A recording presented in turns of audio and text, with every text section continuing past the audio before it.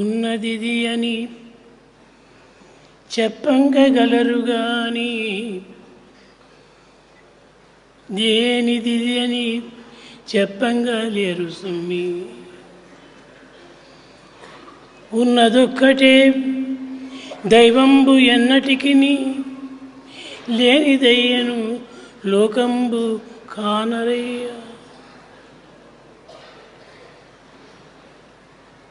That which is existent can be explained and narrated.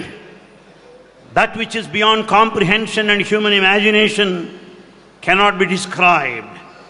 There is one thing that exists, the divinity. God only is the existence. Prema Swarupulara, embodiments of love. ఈనాడు నూతన సంవత్సరమని అందరూ ఎంతయో నురుతలుగుతున్నారు. People are highly enthusiastic about this day, the New Year's Day. కానీ అది కూడాను ఈనాడు గురువారం నాడే ప్రారంభమైనది. The New Year's Day commences this day that happens to be Thursday. ఒక దినమును మాత్రమే మనం పోల్చుకొని ఈ యొక్క పండుగలను ఆనందపరచుకోవడం ఇది కేవలం వెర్రితనం. It is all our ignorance if we celebrate the festival basing on the days alone. నిజమైన భక్తులకు నిత్యము ఒక పండుగనే. For true devotees, every day is a matter of celebration. కనుక నిత్యము మనం ఇది నూతన సంవత్సరమని, నూతన దినమని, నూతన గంటలని, నూతన నిమిషములని మనం భావించుకొని ఆనందించడం ఎంతైనా ఆనందం. It is absolutely necessary to feel blissful at every moment, every hour, every day in our life. కనుక మనకు నిత్యము నూతన సంవత్సరమే. And hence every day happens to be a new day, a celebration. ప్రేమ స్వరూపులారా, embodiments of love. ఈ జగత్తునందు ఉన్నదంతైన కూడాను కేవలం అనిత్యమైనటువంటిది, అశాశ్వతమైనటువంటిది. All that exists in this world is ephemeral and transitory. మనము నిత్య జీవితాన్ని గురించి యోచిస్తున్నామే కానీ భవిష్యత్తును గురించి కానీ గడిచిపోయినటువంటి దానిని కానీ గురించి మనం విచారించటం లేదు. We just spend the present moment ignoring the past and the future. కానీ ఇది మానవుని యొక్క పెద్ద అజ్ఞానమే. This is the sign of ignorance. ఎప్పటికప్పుడే ఉండేటువంటిది అదే ప్రస్తుతమైనటువంటిది, అది ఏ సత్యమైనటువంటిది. What that happens right now, this moment, is the truth. Past is past. Past is past. అది మనం ఎంత ప్రార్థించినా తిరిగి మనకు రాదు. By repeated prayers, you cannot recover, bring back the past. Future కాలగర్భంలో కలిసిపోయినది. The future is uncertain, still in the womb of time. కానీ దానిని చూచుటకు సాధ్యం కాదు. It is impossible for anyone to visualize the future. కనుకనే ప్రజెంట్ ఇదే నిజమైనటువంటి సత్యమైనటువంటిది, సత్యం. And hence the existence, the present, is the truth.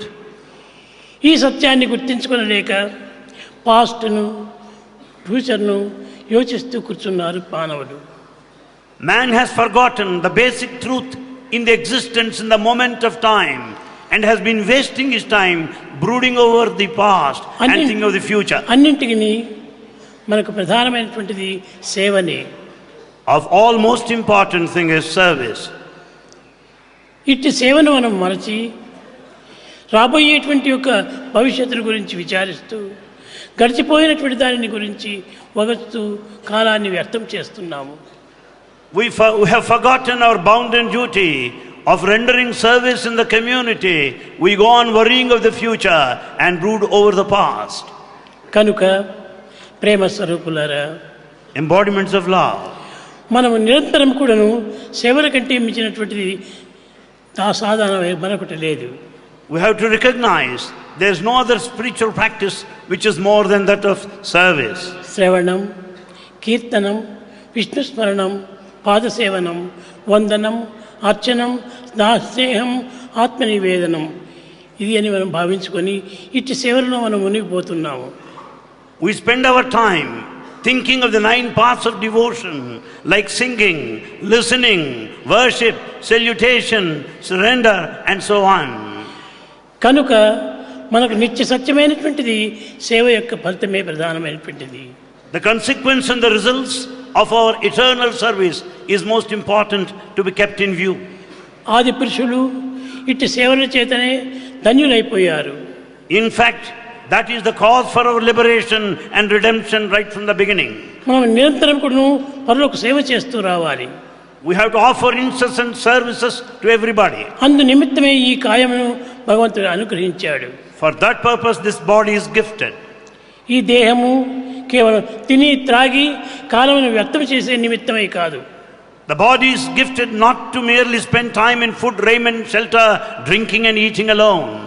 కనుక ఈ దేహమును పరులకు సహజీవులకు సాధన చేసే నిమిత్తమై అందించినాడనే సత్యాన్ని గుర్తించాలి. We have to recognize the basic fact that God has given us this body to serve the neighborhood, everybody in society. కనుకనే ప్రతి మానవుడు కూడా సేవలో పాల్గొనాలి. Hence everyone must participate in service. సేవ కంటే మించినటువంటి ఫలితం మరొకటి లేదు. There is no other thing that is greater than service.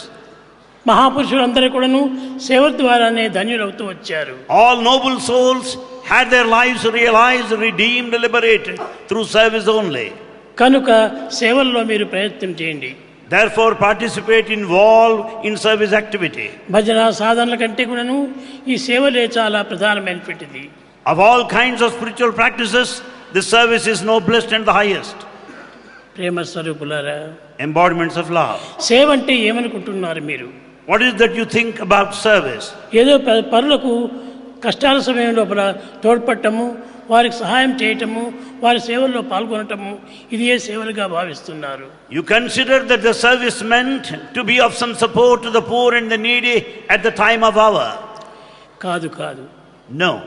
మన దేహం నిరంతరం కూడాను సేవలు యందే దీన్ని అంకితం గావించాలి. The body must be dedicated to service. Body లోపల అనేక అంగములు ఉంటున్నాయి. The body has got various limbs. ఈ అంగములన్నీ కూడాను సేవల నిమిత్తమే అందించినవి కానీ మరొక కర్మల నిమిత్తం కాదు. All the limbs of our body are meant to serve only. ఈ సేవలు మనం మర్చిపోతున్నాము. We have forgotten the spirit of service. దేహంలో ఉన్నటువంటి ప్రతి అంగము కూడాను కర్మోపాసన నిమిత్తమై అందించినటువంటిది. Every limb has to be involved, spent in the field of action. కర్మోపాసనే మానవులకు ముఖ్యమైనటువంటి ధన్యత గాయించినటువంటిది. It is only the field of action, karmopasana, that would redeem our lives. మనము ఎన్నో మందిరములు కడుతున్నాము, ఎన్నో సాధనలు చేస్తున్నాము, కానీ అవన్నీను తాత్కాలిక తృప్తి నిమిత్తమై చేస్తున్నామే కానీ శాశ్వతమైనటువంటి ఆనందం అందించవు. We build so many temples, the places of worship, and we undertake so many paths of spiritual discipline, but they confer only temporary joy and happiness. ప్రాచీన మహర్షులు ప్రయత్నపూర్వకంగా సాధనలు చేసుకొని దేహాన్ని సాధించినారు. The ancient rishis, the seers of wisdom, have undertaken spiritual practice in all seriousness and were liberated. కనుక సేవల కంటే మించినటువంటిది మరొకటి లేదని మీరు నిత్య సత్యాన్ని విశ్వసించాలి. You should have full faith in this eternal truth that nothing is more than that of service. ఎవరైనా బాధపడుతున్నటువంటి వారికి మనం సహాయం చేయాలి. If you find anyone suffering, be of some help to them. కేవలము ఆరోగ్యం నిమిత్తమే కాదు, అన్నింటినీ ఎందుకు మనం సహాయం చేయాలి. The suffering need not necessarily be on health grounds alone. మన ప్రాచీన సంస్కృతి పల్లెందే ఉంటున్నది కానీ పట్టణంలో లేదు. The ancient culture in fact is in villages and not in cities. Cities లోపల ఆ కల్చర్ను అన్ని విధాలా పాడు చేస్తుండాలి. It is the city that totally spoils the ancient culture. కనుక మనం పల్లెలకు వెళ్ళి వారి కష్టములు, దుఃఖములు, విచారములు విచారించి వాటిని నివారణ గావించుకునే నిమిత్తమై కొన్ని సేవలు చేయాలి. Therefore, we have to visit the rural areas, the villages, find out their problems and try to alleviate the suffering of the natives. టౌన్లో పోతే కేవలము మనకు సుఖమును ఆనందమును సౌఖ్యాన్ని ఆశించి వెళుతున్నాం. In fact, we move on to the towns and the cities expecting the comforts and conveniences and luxuries. ఈ విధమైనటువంటి యొక్క సుఖముల నిమిత్తమై కోరి మానవుడు తన దుఃఖాన్ని తెచ్చిపెట్టుకుంటున్నాడు. By running after these comforts and luxuries, man is actually running after the suffering thereby. నసుఖ లభ్యతే సుఖం. సుఖం నుంచి మనకు సుఖం రాదు, దుఃఖం నుంచి మనకు సుఖం లభిస్తుంది. You can never get happiness out of happiness. It is only the suffering that gets fructified ultimately in conferring happiness.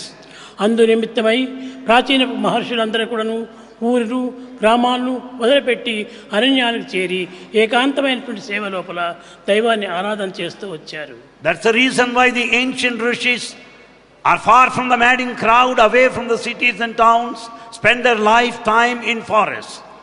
కనుక సేవలు చేయండి. So serve. మన యొక్క చేతులు సేవల నిమిత్తమై వచ్చినది. ఎవరికైనా అబ్బా అతను నాకు మంచితనం చేశాడు అనే పేరుని తెచ్చుకుంటే అంతకంటే గొప్పతనం లేదు. There is nothing other than rendering service to a person who is in need of your service. That gives you good name and fame. కనుక మనము గుడ్ వర్క్ చేయాలి, కానీ మనం సహనమైనటువంటి యొక్క శాంతి జీవితాన్ని గడపాలి. We should do good work and lead a peaceful life. ఈనాడు భజన చేయడానికి వచ్చినటువంటి పిల్లలు సేవాదళం వారు. Those that have participated in bhajans, they belong to Sevadal, the service wing. కానీ ఈ సేవలన్నీ కూడా దైవానికి చేయాలి, దైవాన్ని ఆనంద పెట్టాలి అని మీరు ఏమాత్రమూ విశ్వసించకండి. Don't think that merely that you are serving only to satisfy God and to please Him alone. భగవంతునకు సేవలు ఎందే ఆనందం కానీ, పూజలు ఎందుకు కానీ, త్యాగములు ఎందుకు కానీ ఆనందం లేదు. In fact, God is very happy watching your services and not other forms of worship. కనుక సర్వీస్ మనం చేయండి. So we should serve. The best way to love God is to love all, serve all. The best way to God is to love all and serve all. ఈ రెండింటినీ మనం చక్కగా గుర్తించుకొని వర్తించితే ఇంతకంటే గొప్ప సాధన మరొకటి లేదు. If we recognize these twin principles, there is no other greater spiritual path other than A this. నయా పైసా కూడా మనం ఖర్చు చేయనక్కర్లేదు. You don't need to spend money for this. సేవలకై ఎన్నో లక్షలు మనం ఖర్చు పెడుతున్నాం. We are spending lakhs of money for service activity. దానివల్ల ఏమి మనకు లభిస్తుండాలి? What is the result of all this? ఏమీ లభించటం లేదు. Nothing you get. కనుక ఈ ధర్మం ఖర్చు పెట్టి ఈ వ్యర్థమైనటువంటి కాలాన్ని మనం అనుభవించటం కంటే సార్థకమైనటువంటి జీవితాన్ని జరుపుకోవటం చాలా ఉత్తమం. Don't waste your time in spending money, high expenditure. Therefore, render service in true spirit. మా ఈ సేవాదళం వారు కూడాను స్వామికి సేవలు చేయడానికని నిమిత్తమైపోయి అనేక రకములుగా శ్రమలు కోర్చి వారి జీవితాల్లో చాలా వరకు నిలబెట్టుకొని వచ్చారు. People pass through the struggle, the stress and strain to serve people and sacrifice their earnings.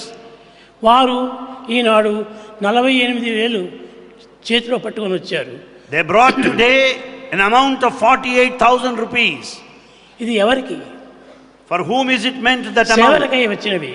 It is for service only. దరిద్ర నారాయణ సేవని చేయటం ఇది చాలా ఉత్తమమైనటువంటిది. To serve the poor people is the noblest of all.